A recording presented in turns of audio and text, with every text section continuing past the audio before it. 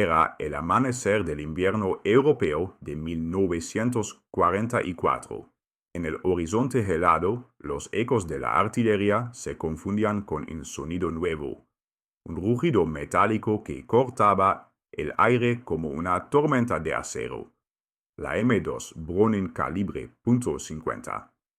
Esta ametralladora, diseñada décadas antes por John Browning, había nacido como un instrumento de defensa aérea, pero en las manos de los soldados estadounidenses se convirtió en algo mucho más temido. Un arma que definió el terror en los campos de batalla del Tercer Reich. Las unidades alemanas la llamaban con respeto, casi con superstición. No era solo una ametralladora, era una fuerza de la naturaleza.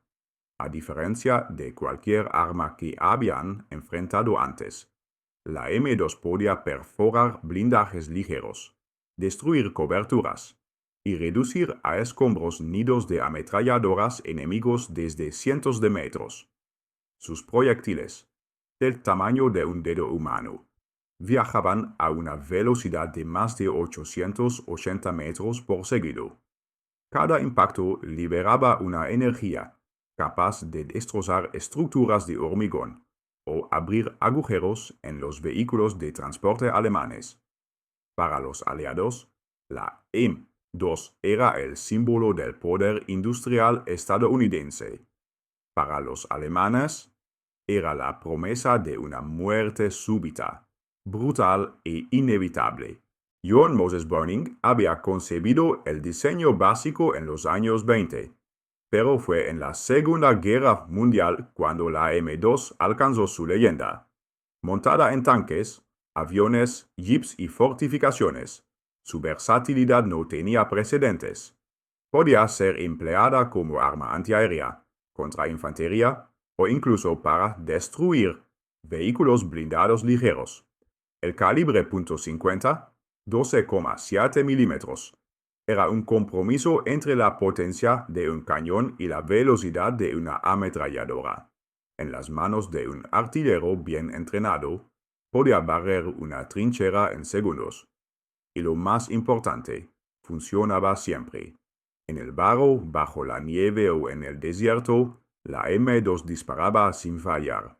Mientras tanto, los ingenieros alemanes se maravillaban y temían. Ninguna ametralladora de la Wehrmacht, ni la MG-34 ni la MG-42, podía igualar su potencia por disparo. Los informes del frente hablaban de cuerpos destrozados, vehículos atravesados y moral rota. Los soldados alemanes pronto aprendieron a reconocer su sonido antes incluso de ver a sus enemigos. En Normandía, durante el avance aliado posterior al día D, las M2 fueron desplegadas en masa. Desde posiciones defensivas, en jeeps y tanques Sherman, los artilleros estadounidenses cubrían los campos abiertos con ráfagas tan intensas que el propio aire parecía vibrar. Los francotiradores alemanes que intentaban aproximarse eran abatidos a cientos de metros. Los Panzergrenadiers, acostumbrados a dominar con fuego de precisión, se vieron obligados a replegarse ante la lluvia de acero de la M2. Los informes de inteligencia capturados más tarde revelaron frases de terror. No se puede levantar la cabeza, te arranca el casco. Los aliados, por su parte, encontraron en la M2 un arma que no solo mataba, dominaba el campo psicológico. Las tropas sabían que, donde sonaba su rugido, ningún enemigo se atrevía a avanzar. No solo en tierra imponía respeto. En los cielos, la M2 se convirtió en el corazón del poder aéreo aliado. Los cazas P-47, Thunderbolt, P-51 Mustang y B-17 Flying Fortress estaban armados con múltiples M2, formando auténticos muros de fuego. Los pilotos alemanes de la Luftwaffe temían los encuentros directos. Bastaba una ráfaga bien colocada para arrancar las alas de un caza enemigo o hacer arder un bombardero. Los impactos de calibre .50 penetraban fuselajes y motores con una precisión mortal. El piloto alemán Hans Müller lo describió así en su diario: una sola pasada de esos Thunderbolt y el cielo se llena de trazadoras rojas. No es fuego, es el infierno mismo. Durante la batalla de las Ardenas, en diciembre de 1944, la M2 volvió a demostrar su fiabilidad legendaria. Las temperaturas caían por debajo de los -20 grados, los lubricantes se congelaban, las armas se atascaban, pero la M2 seguía disparando. Desde las torretas de los Sherman, los artilleros estadounidenses convertían la noche en un espectáculo de fuego. Cada disparo iluminaba la nieve, marcando la silueta de los soldados alemanes en retirada. Los Panzer que intentaban avanzar sufrían impactos que perforaban sus orugas o destruían sus visores. En ese infierno blanco, el sonido de la M2 era sinónimo de supervivencia. Enero de 1945, el pequeño pueblo de Holzwihr, en Francia, se convirtió en el escenario de una de las hazañas más legendarias del ejército estadounidense. El teniente Audie Murphy, armado con una M2 montada en un tanque destruido, detuvo por sí solo a una fuerza alemana que los superaba en número 10-1. Bajo un fuego infernal, Murphy disparó hasta que la ametralladora comenzó a arder. Su posición quedó envuelta en humo y metralla, pero los alemanes no pudieron avanzar. Cuando la M2 finalmente se quedó sin munición, el campo frente a él estaba cubierto de cuerpos y vehículos destruidos. Aquella acción le valió la medalla de honor, y a la M2 la reputación de ser el arma de los imposibles. Para los soldados aliados, la M2 no era solo una herramienta, era un talismán. Su presencia en los convoyes infundía confianza. En los desembarcos, en los cruces de ríos, en los ataques nocturnos, el brillo del cañón y el eco de su disparo se asociaban con la esperanza de sobrevivir. El enemigo, por su parte, la consideraba inhumana. Su potencia de fuego destruía toda cobertura. Los informes médicos alemanes mencionaban heridas imposibles de tratar. Era la frontera entre la era de las ametralladoras y la del poder absoluto del fuego automático. Los proyectiles de calibre .50 tenían un efecto devastador incluso cuando no alcanzaban directamente al enemigo. La onda expansiva podía arrancar miembros, y los fragmentos del terreno actuaban como metralla secundaria. Los ingenieros de balística alemanes calcularon que un solo impacto de una M2 podía atravesar planchas de acero de 20 milímetros a 500 metros. Los aliados descubrieron que la M2 podía perforar paredes, troncos de árboles e incluso las torretas de algunos tanques ligeros. Por eso, los alemanes comenzaron a construir fortificaciones más gruesas, reforzadas con cemento y acero, solo para resistirla. Pero incluso esas medidas eran, muchas veces, inútiles. El miedo a la M2 se convirtió en un fenómeno psicológico. Las tropas alemanas reportaban ataques de pánico ante el sonido de su disparo. En los bosques de las Ardenas, algunos soldados huían antes de ver siquiera a los estadounidenses. El mando alemán llegó a emitir órdenes para identificar y destruir primero las posiciones de las M2, incluso por encima de los morteros o cañones antitanque. Los prisioneros capturados confesaban lo mismo. Preferimos enfrentar un tanque que escuchar esa ametralladora.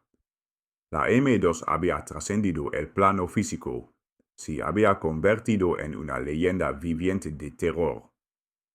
Desde los cielos de Europa hasta las selvas del Pacífico, La M2 Browning acompañó cada paso de avance aliado. Montada en torretas, jeeps, bombarderos, embarcaciones y fortalezas volantes, su presencia definió la guerra moderna. No importaba si el enemigo estaba a 100 o a 1000 metros. La precisión era casi quirúrgica. El fuego cruzado de múltiples M2 podía borrar una posición completa en segundos. Era la sinfonía mecánica del poder estadounidense, resonando en cada frente del planeta. Y para los alemanes, cada ráfaga era un recordatorio de que estaban enfrentando no solo a un ejército, sino a una nación industrial entera. A medida que la guerra avanzaba, la M2 Browning se convirtió en un símbolo del poder industrial de Estados Unidos. Mientras la Alemania nazi enfrentaba la escasez de materiales y combustible, las fábricas estadounidenses producían miles de ametralladoras cada mes, enviándolas por mar hacia todos los frentes. Desde las playas de Normandía hasta las islas del Pacífico, el sonido de la M2 era el mismo. Un martilleo incesante que representaba la supremacía tecnológica de una nación. El acero estadounidense, endurecido por la precisión de sus fábricas, hacía que cada cañón resistiera miles de disparos sin deformarse. Los mecánicos de campaña la llamaban la máquina eterna. Un soldado aliado escribió en su diario: "Cuando escuchas su ritmo, sabes que no estás solo. Es el sonido de casa, el sonido de que seguimos avanzando". En el aire, la M2 cambió las reglas del combate. Los bombarderos B-17, Fine Fortress y B-24 Liberator estaban cubiertos de M2, a menudo más de una docena por avión. Cada bombardero podía crear una red de fuego tan densa que los cazas alemanes apenas podían acercarse. Las formaciones de bombarderos cruzaban los cielos de Alemania disparando miles de proyectiles por minuto. Los pilotos de la Luftwaffe lo describían como volar a través de un muro de acero ardiente. Incluso los cazas más veloces, como el FW-190 o el Me-109, eran derribados con solo unos pocos impactos de calibre .50 en los motores o cabinas. El equilibrio del aire cambió.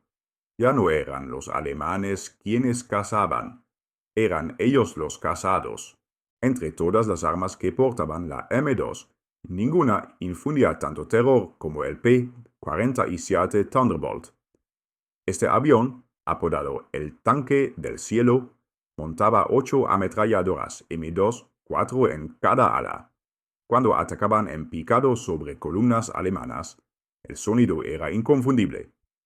Una cascada de fuego, una tormenta de plomo. Los convoyes de la Wehrmacht quedaban reducidos a chatarra en segundos. Los soldados que sobrevivían hablaban de rayos de la muerte descendiendo desde el cielo. El propio general Galland, as de la Luftwaffe, declaró en sus memorias: "Nada podía resistir un ataque de los Thunderbolt. Era como si el mismísimo trueno disparara contra nosotros". En tierra, la M2 transformó la manera de combatir. Los ingenieros del ejército estadounidense la montaban sobre trípodes, en jeeps, en torretas y hasta en barcos fluviales. Su alcance efectivo de más de 1800 metros permitía suprimir posiciones enemigas mucho antes de que el enemigo pudiera responder. Un pelotón con una M2 podía dominar un valle entero. Los observadores alemanes reportaban que incluso los vehículos blindados ligeros quedaban inutilizados por los impactos. La M2 había dejado de ser un arma. Era un sistema de dominio del campo de batalla. Uno de los mayores logros de la M2 era su precisión. Pese a su potencia, los artilleros podían mantener el control del retroceso gracias a su peso y estabilidad.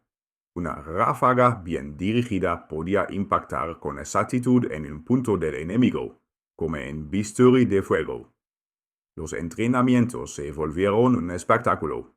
Los soldados novatos aprendían a sentir el ritmo de la M2, a no dejar que se calentara en exceso, a dosificar la cadencia.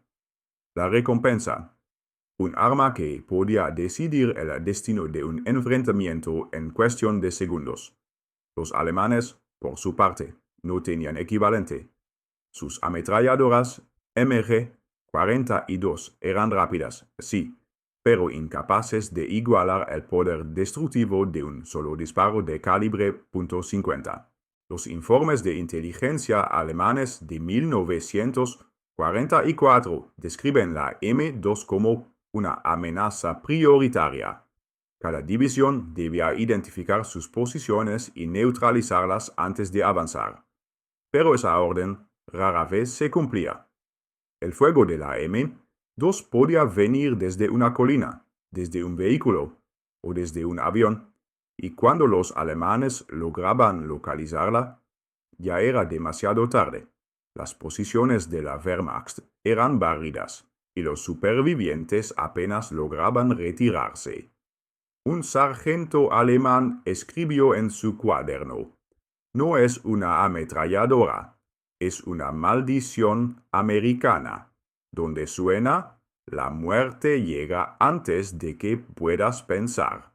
Las heridas provocadas por la M2 eran distintas. Los médicos alemanes lo sabían. Los cuerpos llegaban destrozados, con miembros arrancados, torsos abiertos. Los informes médicos clasificaban esas lesiones como no tratables en campo. Los proyectiles incendiarios y perforantes causaban daños que superaban cualquier protocolo médico conocido. Las tropas comenzaron a temer no solo morir, sino quedar heridas por ella. El miedo al dolor se convirtió en un factor estratégico. Por primera vez, una ametralladora no solo mataba, sino que quebraba la voluntad del enemigo. El ejército estadounidense comprendió rápidamente el valor psicológico de la M2. No era solo una herramienta de combate, era un arma de disuasión. Las unidades avanzaban sabiendo que el enemigo prefería rendirse antes que enfrentarla. Las tácticas cambiaron. Los comandantes utilizaban el fuego de la M2 para fijar posiciones enemigas, romper líneas y proteger avances. En cada ofensiva, una red invisible de fuego pesado sostenía el impulso de las tropas. Allí donde sonaba la M2, el enemigo sabía que no tenía escapatoria.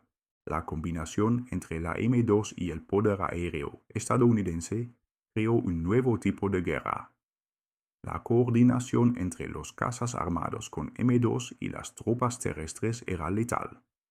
Las columnas alemanas que intentaban retirarse eran cazadas desde el aire y rematadas desde el suelo. Los restos carbonizados de camiones, tanques y artillería jalonaban los caminos de retirada. El mensaje era claro: donde hubiera movimiento enemigo, habría fuego calibre 50. Era la era del acero y del rugido, una sinfonía de destrucción que los alemanes no pudieron contrarrestar. En 1945, la M2 ya era omnipresente. Cada base, cada vehículo, cada avión la llevaba consigo. El sonido de sus disparos se había convertido en el lenguaje universal del ejército aliado. Los alemanes, agotados, sabían que su poder estaba menguando. El sonido del disparo calibre 50 era la señal de que el fin se acercaba. Para muchos, fue el último sonido que escucharon en esta vida. El arma de Johann Browning había cambiado el curso de la guerra y la psicología de la humanidad frente a la potencia del fuego. En los últimos meses de la guerra, Alemania se desmoronaba. Las ciudades ardían. Los convoyes eran aniquilados antes de llegar al frente.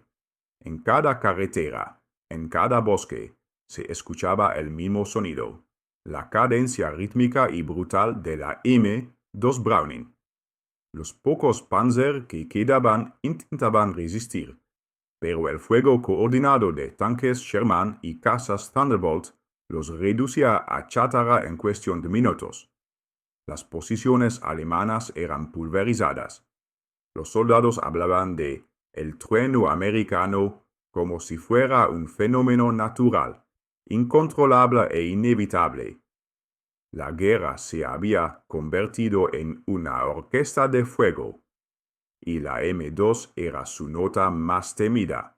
Cuando los aliados cruzaron el Rin y entraron en suelo alemán, la M2 fue la primera en rugir. Las ciudades de Colonia, Essen y Hamburgo se convirtieron en campos de combate urbano, donde la M2, montada en jeeps y semiorugas, barría las calles. Los francotiradores alemanes que se ocultaban en las ventanas no tenían oportunidad. Una sola ráfaga atravesaba paredes y cuerpos por igual. El fuego de la M2 no dejaba lugar a refugios. Los civiles alemanes, testigos del poder destructivo, comprendieron entonces lo que significaba enfrentarse a la maquinaria bélica de Estados Unidos. El mito de la invulnerabilidad del Reich había muerto. Bajo el rugido de una ametralladora, en el aire, los bombarderos aliados se adentraban profundamente en el corazón de Alemania. Los cazas de la Luftwaffe, cada vez más escasos, intentaban detenerlos, pero la cortina de fuego de las M2 lo hacía casi imposible. Un piloto alemán escribió en su bitácora: intentar acercarse a un B-17 es como volar dentro de un huracán de acero. Las trazadoras llenan el cielo. Ni siquiera sabes de dónde viene la muerte. Los cazas americanos respondían con precisión quirúrgica. El cielo del Reich se había convertido en un campo de fuego cruzado calibre 50. Cuando Berlín cayó, el sonido de la M2 también se detuvo. Por primera vez en años, los campos de Europa se quedaron en silencio, pero ese silencio estaba lleno de ecos, los ecos del arma que había dominado el continente. Los soldados alemanes capturados hablaban de la M2 como si fuera un enemigo con voluntad propia. Podías oírla antes de verla, y cuando la oías, ya sabías que estabas perdido. Los restos de las posiciones destruidas, las torretas calcinadas, los cascos perforados, eran el testimonio de su poder. Con el fin de la guerra, la M2 no desapareció. Al contrario, se convirtió en la base del Nuevo Mundo. En Corea, en Vietnam, en Irak, su sonido seguiría acompañando a los ejércitos estadounidenses durante décadas. El diseño de Browning era tan perfecto que apenas necesitó modificaciones en casi un siglo. Mientras otras armas fueron sustituidas por modelos modernos, la M2 se mantuvo igual, sólida, confiable y temida. Era más que una ametralladora. Era una leyenda viva. Los estudios posteriores a la guerra revelaron algo fascinante. Los soldados alemanes que habían enfrentado la M2 sufrían niveles altísimos de estrés postraumático. El sonido de su disparo, ese rugido metálico, grave, casi mecánico, quedaba grabado en la mente. Muchos afirmaban poder reconocerla incluso décadas después, solo con oír una grabación. Era el eco de la guerra moderna, un sonido que, más que destruir cuerpos, había destruido voluntades. Los ingenieros militares analizaron por qué la M2 era tan eficaz. La respuesta estaba en su equilibrio perfecto entre potencia, alcance y fiabilidad. Su energía cinética superaba los 18.000 julios por disparo, lo que la convertía en un arma capaz de atravesar casi cualquier blindaje ligero. Su cañón podía soportar miles de disparos continuos sin deformarse, y su mecanismo de retroceso, diseñado con una simplicidad casi genial, hacía que funcionara incluso llena de barro o arena. Era, en esencia, una máquina de guerra diseñada para sobrevivir al propio infierno. Muchos veteranos alemanes, años después de la guerra, admitieron su respeto por la M2. Decían que, si hubieran tenido un arma similar, el conflicto habría sido distinto. Incluso los ingenieros de Mauser y Rheinmetall estudiaron sus diseños en secreto tras la rendición. Uno de ellos escribió en un informe desclasificado: "No temíamos al soldado americano, temíamos al sonido de su máquina, temíamos a la M2". Esa confesión resumía toda la verdad del conflicto. La guerra moderna se había decidido por la superioridad tecnológica. Décadas después, la M2 seguía presente. En los desiertos de Irak, en las montañas de Afganistán, su rugido aún imponía respeto. Los enemigos de Estados Unidos, separados por generaciones, aprendieron lo mismo que los soldados alemanes de 1944. No se puede esconder del fuego calibre 50. Su poder atravesaba muros, vehículos, incluso tiempo y memoria. Era la voz metálica del siglo XX. Una voz que aún no ha callado. Johann Browning murió antes de ver lo que su creación se convertiría, pero su espíritu vivía en cada ráfaga, en cada combate, en cada soldado que confiaba su vida a la M2. Era el ingenio americano en su máxima expresión, simple, brutal y eficaz. El arma que cambió la guerra. El arma que enseñó al mundo que la precisión puede ser tan devastadora como la fuerza. Y sobre todo, el arma que los alemanes jamás olvidaron. Cuando la Segunda Guerra Mundial terminó, la M2 Browning no se retiró con los veteranos. Volvió a los talleres, se limpió el polvo y se volvió a montar en nuevos vehículos, nuevos tanques, nuevos aviones. Era el arma que no necesitaba evolución. En los años 50, los ejércitos de medio mundo la adoptaron. Desde Europa hasta Asia, los aliados y los antiguos enemigos reconocían su perfección mecánica. El nombre Browning se convirtió en sinónimo de fiabilidad. El ejército alemán de posguerra, la Bundeswehr, incluso usó la M2 durante décadas. El arma que una vez había infundido terror, ahora defendía a los antiguos enemigos. En la Guerra de Corea, 1950 a 1953, la M2 volvió a rugir. En las colinas heladas, las unidades estadounidenses la usaron para detener oleadas de soldados norcoreanos y chinos. Las crónicas describen noches interminables en las que el cielo se iluminaba con las trazadoras rojas del calibre 50. Los ataques eran detenidos una y otra vez por el mismo sonido que décadas antes había hecho temblar a Europa. El mensaje era claro. El diseño de Browning seguía siendo insuperable. El tiempo había cambiado, pero la muerte seguía hablando con el mismo tono metálico. 2 décadas después, la M2 encontró un nuevo escenario: las junglas de Vietnam. Montada en helicópteros Huey, en torretas de botes de patrulla y en bases avanzadas, su rugido volvió a dominar el combate. En el aire, los artilleros disparaban desde los helicópteros contra la densa vegetación, limpiando zonas de aterrizaje. En tierra, protegía los perímetros de bases como Da Nang o Hie San. Los Vietcong la temían tanto como los alemanes una generación antes. Era como si el fantasma de la Segunda Guerra Mundial hubiera regresado para recordar al mundo quién mandaba en el campo de batalla. Mientras las armas automáticas evolucionaban, la M2 permanecía casi igual. El mundo desarrollaba fusiles automáticos, ametralladoras ligeras y armas guiadas. pero ninguna superaba el equilibrio de la Browning.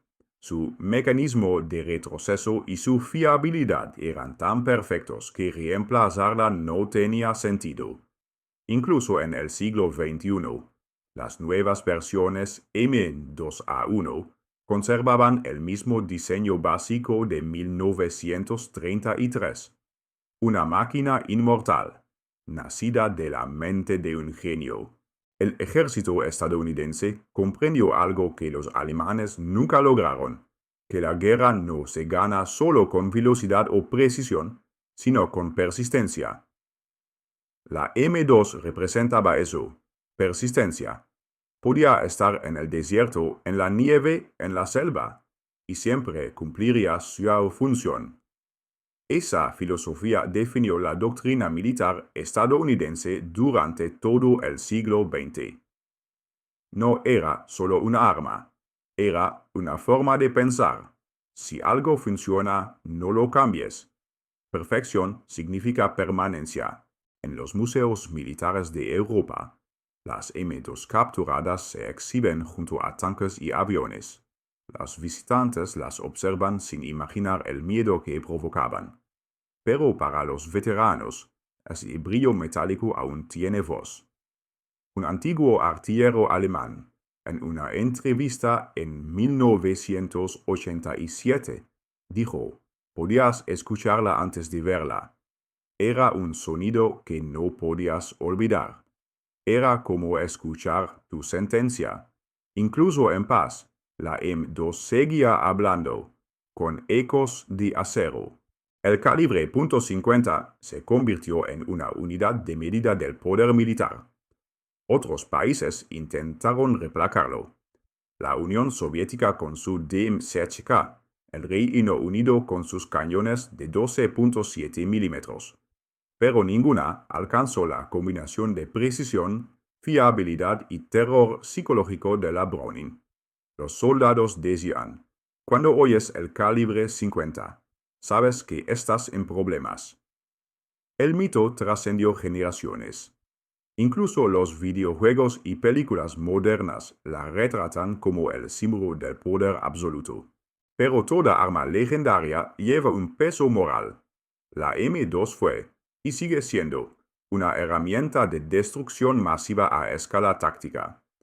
Los historiadores militares debaten si su uso contra personal era excesivo. Las convenciones internacionales discutieron su impacto y su potencia, pero los ejércitos del mundo siguieron usándola, porque su eficacia era imposible de ignorar. El arma había trascendido la ética, se había convertido en una parte inevitable de la historia humana.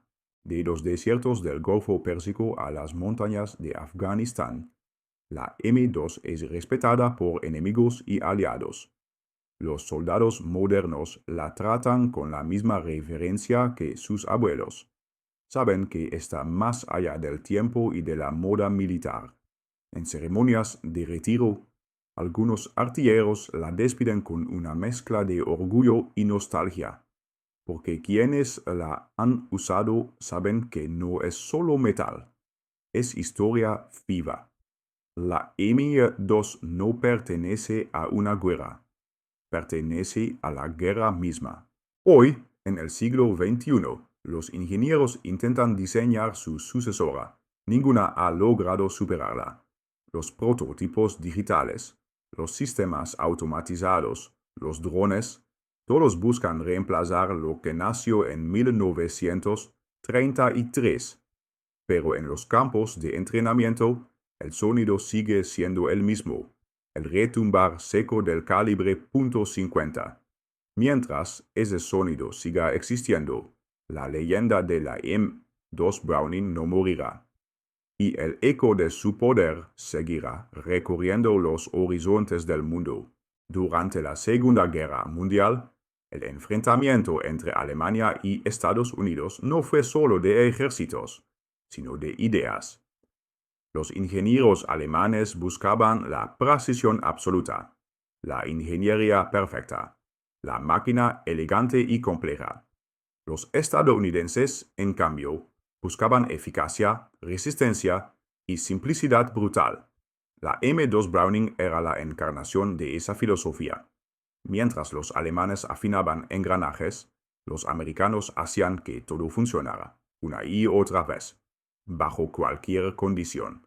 Esa diferencia de pensamiento, más que cualquier arma, decidió el curso de la guerra. El soldado alemán confiaba en la precisión. El soldado americano confiaba en la potencia.